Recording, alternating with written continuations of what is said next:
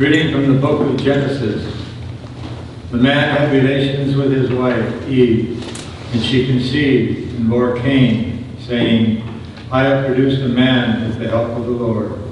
Next, she bore a son, a brother, Abel. Abel became a keeper of flocks, and Cain a tiller of the soil. In the course of time, Cain brought an offering to the Lord from the fruit of the soil, while Abel, for his part, brought one of the best firstlings of his flock. The Lord looked with favor on Abel and his offering, but on Cain, his offering, he did not. Cain greatly resented this and was crestfallen. So the Lord said to Cain, Why are you so resentful and crestfallen? If you do well, you can hold up your head. But if not, sin is a demon lurking at the door. His urge is toward you, yet you can be his master. Cain said to his brother Abel, Let us go out in the field. When they were in the field, Cain attacked his brother Abel and killed him. Then the Lord asked Cain, Where is your brother Abel? He answered, I do not know. Am I my brother's keeper? The Lord then said, What have you done? Listen, your brother's blood cries out to me from the soil.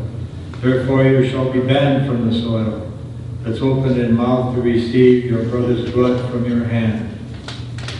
If you till the soil, it shall no longer give you produce. You shall become a restless wanderer of the earth. Cain said to the Lord, My punishment is too great to bear.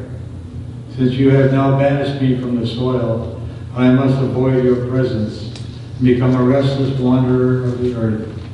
Anyone may kill me at sight. Not so, the Lord said to him. If anyone kills Cain, Cain shall be avenged sevenfold. So the Lord put a mark on Cain, lest anyone should kill him at sight. Adam again had relations with his wife, and she gave birth to a son whom she called Seth. God has granted me more offspring in place of Abel, she said, because Cain slew him. The word for the Lord. Responsorial song. Offer to God a sacrifice of praise. Offer to God a sacrifice of praise. God the Lord has spoken and summoned the earth from the rising of the sun to its setting. Not for your sacrifices do I rebuke you, for your burnt offerings are always before me always. Offer to God a sacrifice of praise. Why do you recite my statutes and profess my covenant with your mouth, though you hate discipline and cast my words behind you?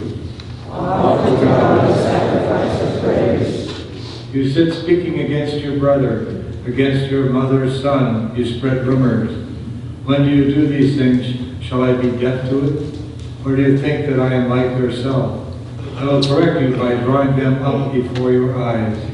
Offer to God a sacrifice of praise. Hallelujah, hallelujah, hallelujah. Hallelujah, hallelujah,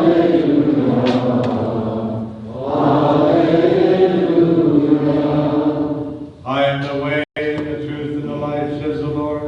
No one comes to the Father except through me. Hallelujah, hallelujah, hallelujah.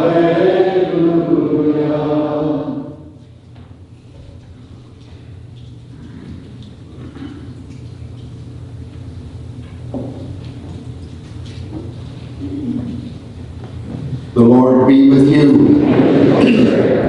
A reading from the Holy Gospel according to Mark.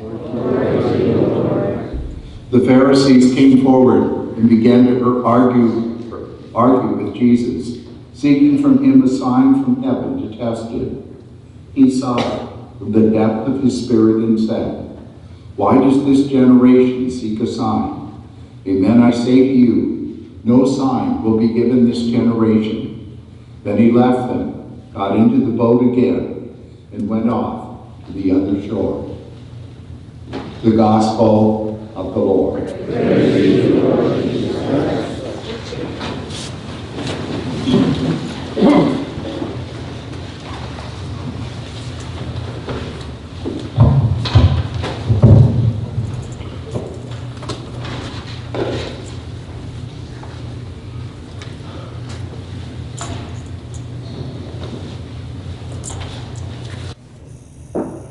Good morning.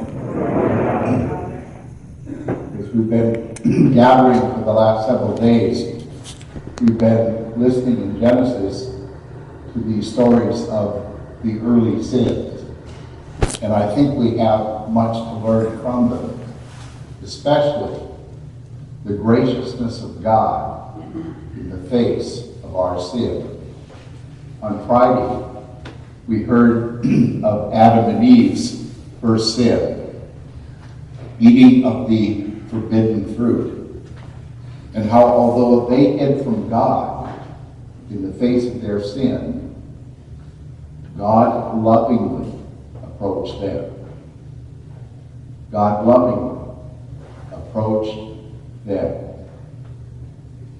They made loincloths out of leaves to cover their shame, and God made them garments of leather.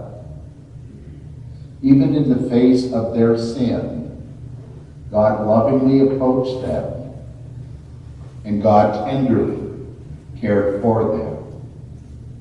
Now we get to the second sin, and it's a doozy. I mean, it's a doozy. It outdoes anything I've ever done, and hopefully you as well. We're talking now about murder. That's a lot different from eating of forbidden fruit. The second sin is murder. There are consequences for the sin, both for Adam and Eve and for Cain. But Cain, for his part, pleads with God as he has to embrace this nomadic life. And God puts a seal of protection on his forehead. We don't know what it was, but what we do know is God's protective love covers Cain even in a heinous sin. Even in a heinous sin. And that's how God always deals with us in the face of our sin. I've shared before, some time ago, I memorized a couple lines from a Christian contemporary hymn that has always been helpful to me when I very occasionally sin. Lord, there are times I've stepped out of your will, but I have never stepped out of your care. Lord, there are times, actually, there's been many times, I have stepped out of God's will, but I have never been out of God's care. And that's the great challenge against our sin, to know in the depths of our hearts that we are still loved, cared for, and forgiven. And if we lay claim to that, redemption will always be ours. Lord, there are times you have stepped out of God's will, but you have never stepped out of God's care.